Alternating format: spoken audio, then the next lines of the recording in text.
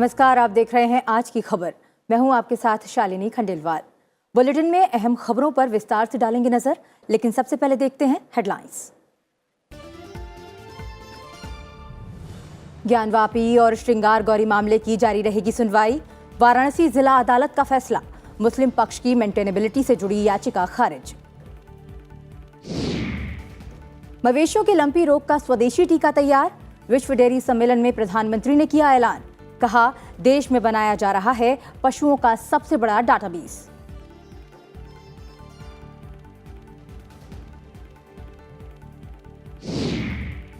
NIA की drugs और terror से जुड़े मामले में 3 राज्यों में छापेमारी। कार्रवाई के दायरे में उत्तर भारत के 10 गैंगस्टर। गैर कानूनी गतिविधि रोकथाम अधिनियम के तहत जांच।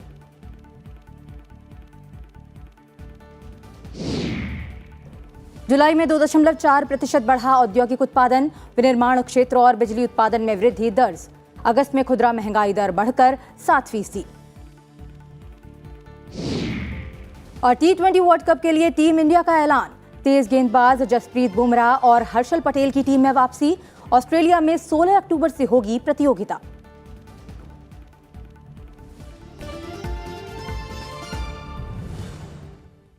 अब एक नजर उन खबरों पर जो आज सुर्खियों में रही। विदेश मंत्री डॉक्टर एस जयशंकर ने सऊदी अरब के युवराज मोहम्मद बिन सलमान से मुलाकात की और उन्हें प्रधानमंत्री नरेंद्र मोदी की ओर से दिया गया लिखित संदेश सौंपा। इस दौरान उन्होंने द्विपक्षीय संबंधों की प्रगति की भी जानकारी दी। केंद्रीय गृह मंत्रालय ने बीजेपी नेता सोनाली फोगाट की मौत के मामले में सीबीआई जांच के आदेश दिए हैं। गोवा के मुख्यमंत्री प्रमोद सावंत के अनुरोध पर गृह मंत्रालय ने यह कदम उठाया है। फ्रांस की विदेश मंत्री कैथरीन कोलोना 14 और 15 सितंबर को भारत दौरे पर रहेंगी। ये उनकी भारत की पहली आधिकारिक यात्रा और एशिया की पहली द्विपक्षीय यात्रा है। त्रिपुरा के पूर्व मुख्यमंत्री बिप्लब देब ने त्रिपुरा से राज्यसभा उपचुनाव के लिए बीजेपी उम्मीदवार के तौर पर नामांकन दाखिल किया। इस मौके पर मुख्यमंत्री माणिक साहा भी मौजूद रहे। सरकार की आज राष्ट्रीय स्वास्थ्य लेखा रिपोर्ट 2018-19 जारी की गई है। रिपोर्ट के अनुसार केंद्र और राज्य दोनों द्वारा स्वास्थ्य पर खर्च में वृद्धि हुई है। प्राथमिक स्वास्थ्य सेवा पर खर्च भी लगातार बढ़ रहा है। जम्मू कश्मीर के शोपियां जिले के हेफ शिरमल इलाके में सुरक्षा बलों ने मुठभेड़ में एक आतंकी को मार गिराया, जबकि एक सुरक्षाकर्मी घायल हो गया। फिलहाल सुरक्षा बलों ने तलाशी अभियान को तेज कर दिया है। दिल्ली उच्च न्यायालय ने सेंट स्टीफेंस कॉलेज को स्नातक पाठ्यक्रमों में गैर अल्पसंख्यक सीटों पर दाखिला देते समय दिल्ली विश्वविद्यालय की दाखिला नीति का अनुसरण करने और CUET 2022 के अंकों को 100% तरजीह देने का निर्देश दिया। दिल्ली विश्वविद्यालय ने शैक्षणिक वर्ष 2022-23 में स्नातक पाठ्यक्रमों में दाखिले के लिए सामान्य सीट आवंटन प्रणाली की शुरुआत की है। नए सत्र के 1 नवंबर से शुरू होने की उम्मीद है। देश में कोविड-19 के 5,221 नए मामले सामने आए हैं, जबकि उपचाराधीन मरीजों की संख्या घटकर 47,176 रह गई।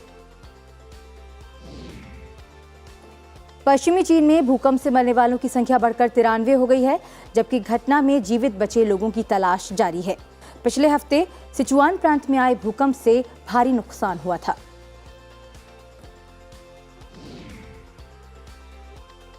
अब खबरें विस्तार से।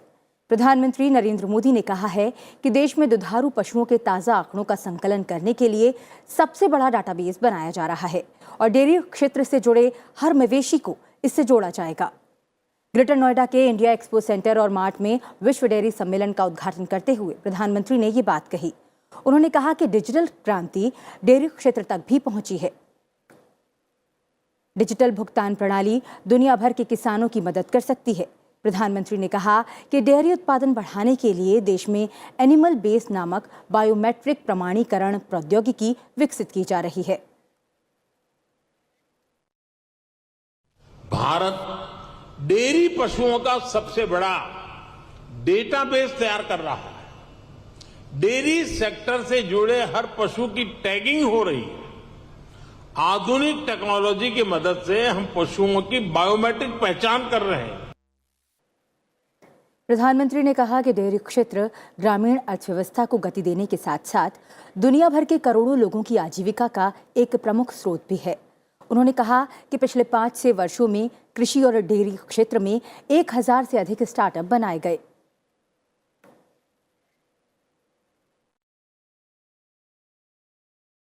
आज हमारा फोकस देश में एक संतुलित डेयरी इकोसिस्टम के निर्माण पर है।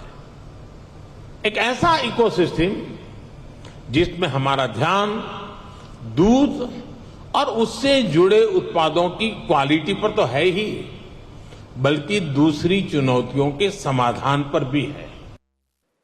प्रधानमंत्री नरेंद्र मोदी ने कहा कि लंपी रोग के लिए स्वदेश में ही टीका तैयार कर लिया गया है, जो पिछले कुछ वर्षों में मवेशियों के लिए खतरा बना हुआ है। हाल के दिनों में भारत के कई राज्यों में इस बीमारी के कारण पशुओं की हानि हुई है। हमारे वैज्ञानिकों ने लंपी स्किन डिसीज की स्वदेशी वैक्सीन भी तैयार कर ली है। वैक्सीनेशन के अलावा जांच में तेजी लाकर पशुओं की आवाजाही पर नियंत्रण रखकर उस बीमारी को काबू करने की कोशिश की जा रही है। प्रधानमंत्री नरेंद्र मोदी ने India expo centre and mart में लगी प्रदर्शनी का जायजा लिया।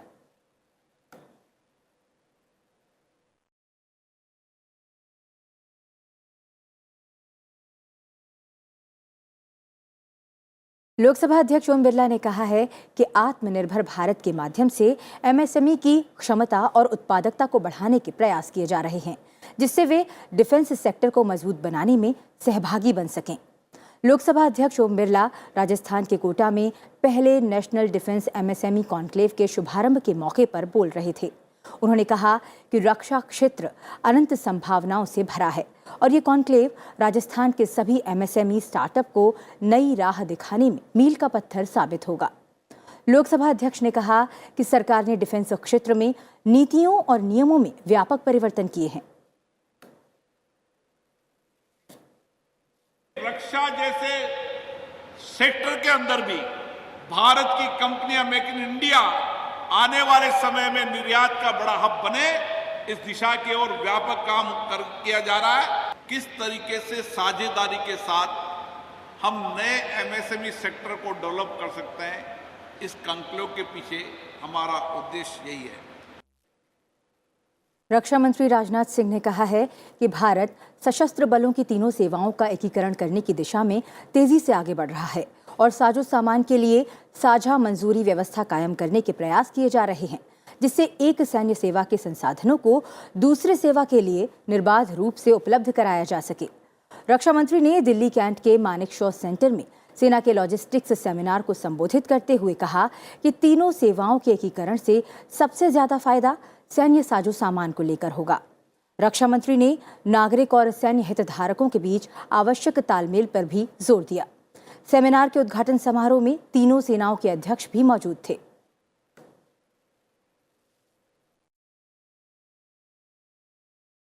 डिफेंस सेक्टर में भी लॉजिस्टिक्स की भूमिका अत्यंत महत्वपूर्ण है।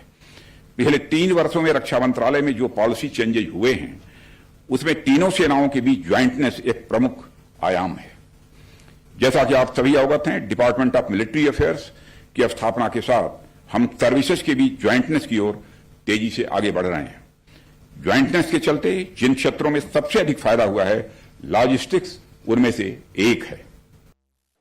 ज्ञानवापी श्रृंगार गौरी मामले की वाराणसी की अदालत में सुनवाई जारी रहेगी। वाराणसी की जिला अदालत ने माना है कि ज्ञानवापी श्रृंगार गौरी मामला सुनवाई के योग्य है। कोर्ट ने मामले की मेंटेनेबिलिटी पर सवाल उठाने वाली अंजुमन इंतजामिया मस्जिद समिति की याचिका खारिज कर दी है। कोर्ट ने कहा कि वो पूजा के अधिकार की मांग वाली याचिका पर सुनवाई जारी रखेगी। इस मामले में 5 महिलाओं ने याचिका दायर कर हिंदू देवी देवताओं की दैनिक पूजा की अनुमति मांगी थी, जिनके विग्रह ज्ञानवापी मस्जिद की बाहरी दीवार पर स्थित हैं। जिला न्यायाधीश ने पिछले महीने इस मामले में आदेश 12 सितंबर तक के लिए सुरक्षित रख लिया था। मामले में अगली सुनवाई 22 सितंबर को होगी। वहीं मुस्लिम पक्ष ने ऊपरी अदालत में अपील की बात कही है।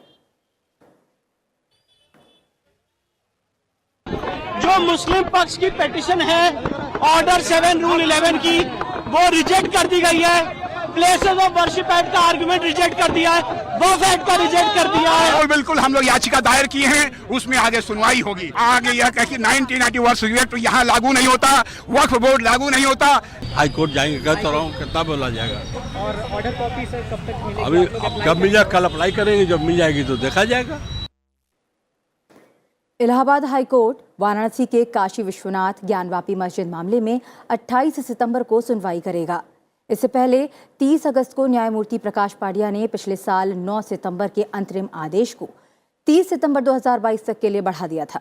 इस अंतरिम आदेश के तहत काशी विश्वनाथ मंदिर ज्ञानवापी मस्जिद परिसर का एक समग्र भौतिक सर्वेक्षण कराने के वाराणसी की अदालत के आदेश पर रोक लगा दी गई थी। राज्यसभा के सभापति जगदीप धनखड़ को स्वास्थ्य और परिवार कल्याण संबंधी संसदीय स्थायी समिति की रिपोर्ट प्रस्तुत की गई। समिति के अध्यक्ष प्रोफेसर राम गोपाल यादव ने समिति के 6 प्रतिवेदन संसद भवन के सभापति कक्ष में राज्यसभा के सभापति को सौंपे।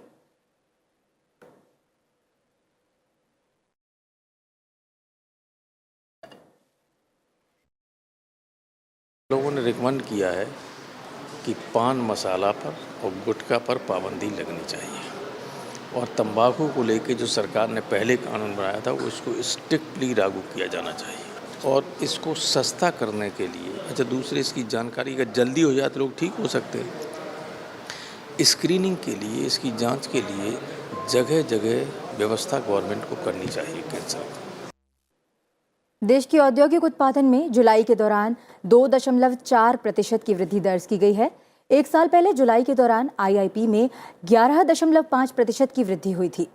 एनएसओ की तरफ से जारी औद्योगिक उत्पादन सूचकांक के आंकड़ों के अनुसार जुलाई 2022 में विनिर्माण क्षेत्र का उत्पादन 3.2% बढ़ा। इसके अलावा खनन उत्पादन में जुलाई के दौरान 3.3% की गिरावट, जबकि बिजली उत्पादन में 2.3% की वृद्धि हुई है। अप्रैल 2020 में कोविड-19 महामारी के कारण औद्योगिक उत्पादन पर काफी नकारात्मक प्रभाव पड़ा था और ये 57.3% गिर गया था। खाने पीने का सामान महंगा होने से खुदरा महंगाई दर अगस्त महीने में बढ़कर 7% पर पहुंच गई। जारी सरकारी आंकड़ों के मुताबिक पिछले जुलाई में ये 6.71% थी। उपभोक्ता मूल्य सूचकांक आधारित महंगाई लगातार 8वें महीने रिजर्व बैंक के संतोषजनक स्तर की ऊपरी सीमा 6% से ऊंची बनी हुई है। आंकड़ों के अनुसार खाद्य वस्तुओं की महंगाई दर अगस्त में 7.62% रही, जो जुलाई में 6.69% थी। राष्ट्रीय जांच एजेंसी ने गैंगस्टरों के ड्रग्स और टेरर से लिंक मामले में 3 राज्यों में छापे मारे। एनआईए पंजाब से ड्रग्स की तस्करी में गिरोहों के शामिल होने और इससे मिले धन का इस्तेमाल आतंकवादी गतिविधियों में होने के मामले की जांच कर रही है। जांच एजेंसी ने पंजाब, उत्तर प्रदेश और हरियाणा में 50 से अधिक स्थानों पर छापेमारी की। इसमें गोल्डी बरार और जग्गू भगवानपुरिया के आवास और अन्य ठिकाने शामिल हैं।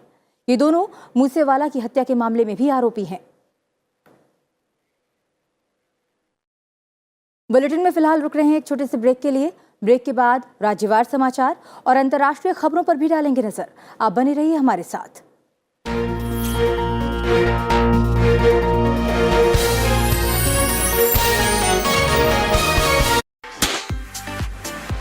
$7 million plus subscribers on Sunset TV's YouTube channel. In less than 1 year of its launch, 1 million subscribers joined our family. India's Parliament channel with global presence, national vision, international perspective. Sunset TV, the nation's choice.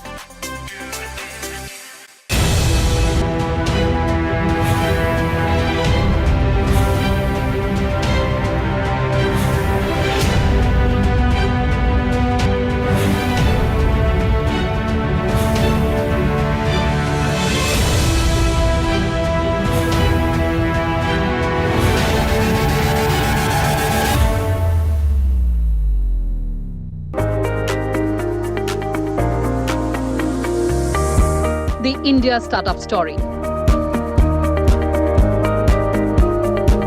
Powerful ideas. Dynamic solutions. Innovation, enterprise.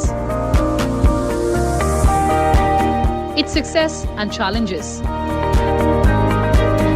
Packed in a brand new show, The Journey of Startups, only on Sunset TV. एक पद, एक संस्था, संघीय व्यवस्था का महत्वपूर्ण आधार। क्या है शक्तियां, क्या है सीमाएं, जानेंगे संविधान सभा से लेकर अब तक का इतिहास।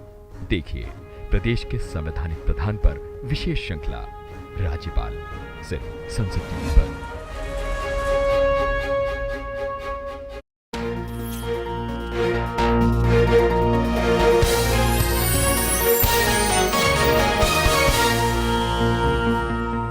आप देख रहे हैं आज की खबर। बढ़ते हैं आगे और बात करते हैं राज्यों से जुड़ी हुई खबरों की।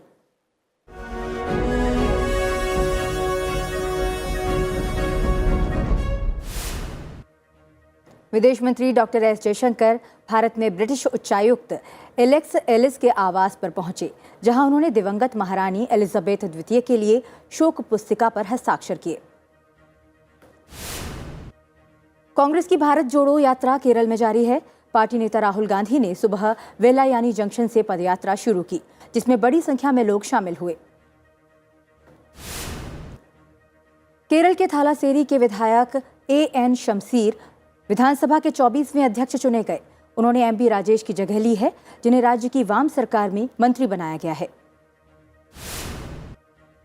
असम सरकार ने पिछले साल मई से अब तक राज्य में कुल 4,449 परिवारों को अतिक्रमण के चलते हटाया गया। मुख्यमंत्री हिमंत बिस्व शर्मा ने कहा कि सरकार ने उनकी नागरिकता की कोई जांच नहीं की है। उत्तर प्रदेश के मुख्यमंत्री योगी आदित्यनाथ ने ग्रेटर नोएडा में डीएमआईसी इंटीग्रेटेड इंडस्ट्रियल टाउनशिप का निरीक्षण किया। तमिलनाडु के मुख्यमंत्री एमके स्टालिन ने चेन्नई में युवा कल्याण और खेल विभाग का उद्घाटन किया।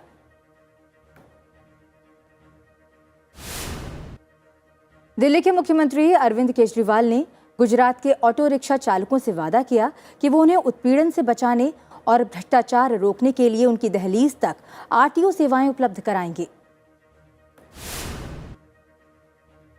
अयोध्या में भव्य राम मंदिर के निर्माण में 1,800 करोड़ रुपए खर्च होने का अनुमान है। मंदिर निर्माण के लिए गठित संस्था राम जन्मभूमि तीर्थ क्षेत्र ट्रस्ट की बैठक के बाद ट्रस्ट के नियम और प्रस्तावों को स्वीकार कर लिया गया। टीएमसी सांसद अभिषेक बनर्जी की रिश्तेदार मेनका बनर्जी कथित कोयला घोटाला मामले के संबंध में पूछताछ के लिए ईडी के समक्ष पेश हुई।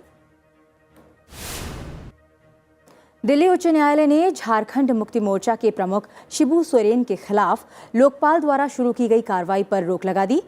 भ्रष्टाचार की शिकायत के आधार पर यह कार्रवाई शुरू हुई थी।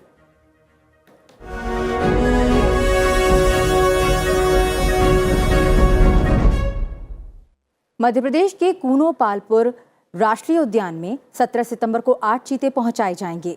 प्रधानमंत्री नरेंद्र मोदी उसी दिन इन चीतों को उद्यान में बनाए गए विशेष बाड़े में छोड़ेंगे। उन्हें करीब 1 महीने तक पृथकवास में रखा जाएगा। चीतों को अफ्रीकी देश नामीबिया से जयपुर कार्गो उड़ान के जरिए लाया जाएगा। इसके बाद वहां से कूनो पालपुर लाया जाएगा। केंद्रीय वन, पर्यावरण और जलवायु परिवर्तन मंत्री भूपेंद्र यादव ने कहा कि कूनो पालपुर राष्ट्रीय उद्यान में नामीबिया और दक्षिण अफ्रीका से अलग अलग चरणों में 25 से ज्यादा चीते लाए जाएंगे, जिनमें से शुरुआत में 8 चीते इस उद्यान में 17 सितंबर को पहुंचेंगे। इसको एक परियोजना की तरह अंजाम दिया जाएगा और वन्य प्राणी विशेषज्ञ वन विभाग के साथ मिलकर इनकी निगरानी करेंगे।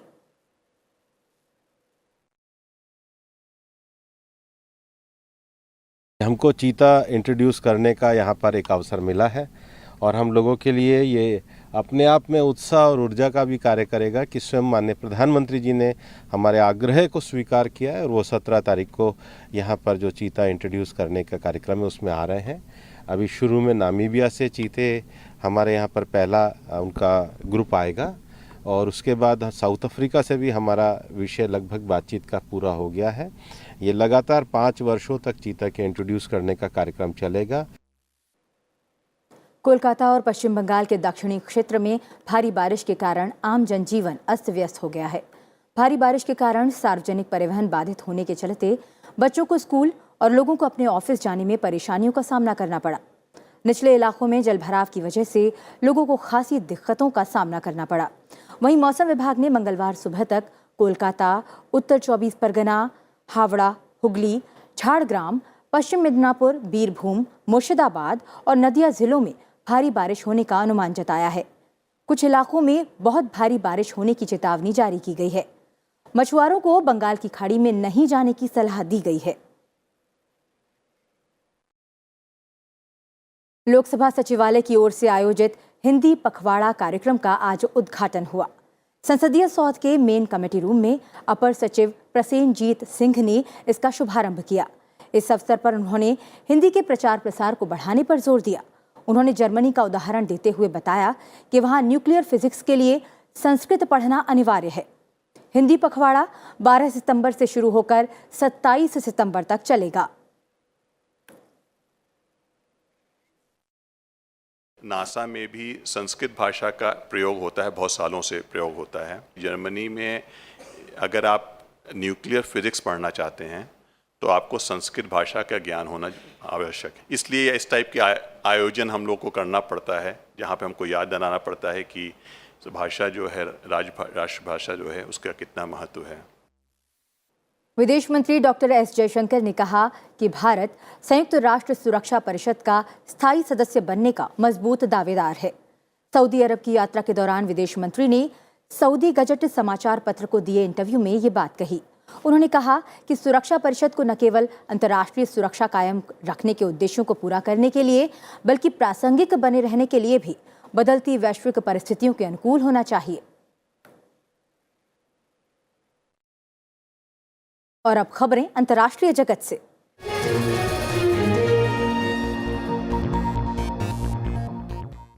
भारत ने श्रीलंका के राज्यों में अविलंब चुनाव कराने की मांग की है। जेनेवा स्थित संयुक्त राष्ट्र संघ में भारत के स्थायी प्रतिनिधि इंद्रमणि पांडे ने आज श्रीलंका पर चल रही चर्चा में भारत का पक्ष रखा। संयुक्त राष्ट्र मानवाधिकार परिषद की बैठक में उन्होंने कहा कि श्रीलंका के संविधान के 13वें संशोधन में राज्यों में चुनाव कराकर उन्हें स्थानीय सरकार बनाने और अधिकार देने के वादे किए गए थे, लेकिन वो अभी तक पूरे नहीं किए गए हैं।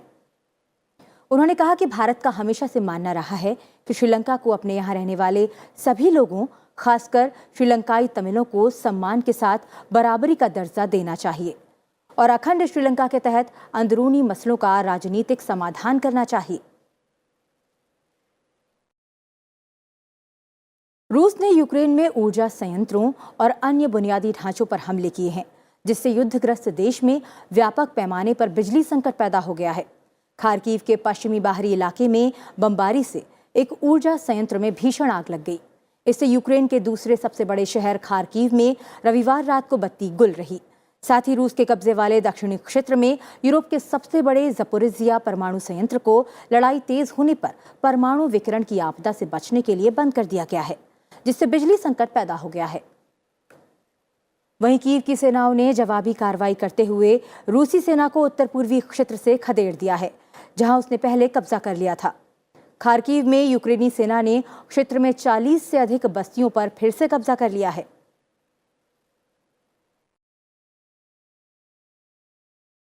अब बात खेल जगत की। बीसीसीआई ने ऑस्ट्रेलिया में 16 अक्टूबर से शुरू होने वाले T20 विश्व कप के लिए 15 सदस्यीय टीम का ऐलान कर दिया है। साथ ही विश्व कप से पहले ऑस्ट्रेलिया और दक्षिण अफ्रीका के खिलाफ सीरीज के लिए भी टीम घोषित कर दी गई है। तेज गेंदबाज जसप्रीत बुमराह और हर्षल पटेल की चोट से उबरने के बाद T20 विश्व कप के लिए टीम इंडिया में वापसी हुई है। रोहित शर्मा कप्तान और लोकेश राहुल उप कप्तान बनाए गए हैं। बल्लेबाजी की कमान विराट कोहली, सूर्य कुमार यादव, दीपक हुड्डा, ऋषभ पंत, दिनेश कार्तिक और हार्दिक पांड्या संभालेंगे। वहीं रविचंद्रन अश्विन, युजवेंद्र चहल, अक्षर पटेल, जसप्रीत बुमराह, भुवनेश्वर कुमार, हर्षल पटेल, अर्शदीप सिंह गेंदबाज के तौर पर शामिल किए गए हैं। अनुभवी तेज गेंदबाज मोहम्मद शमी हालांकि T20 टीम में वापसी करने में सफल रहे। वो ऑस्ट्रेलिया और दक्षिण अफ्रीका के खिलाफ सीरीज के लिए टीम का हिस्सा होंगे। T20 विश्व कप के लिए वो 4 स्टैंड बाय खिलाड़ियों में शामिल हैं।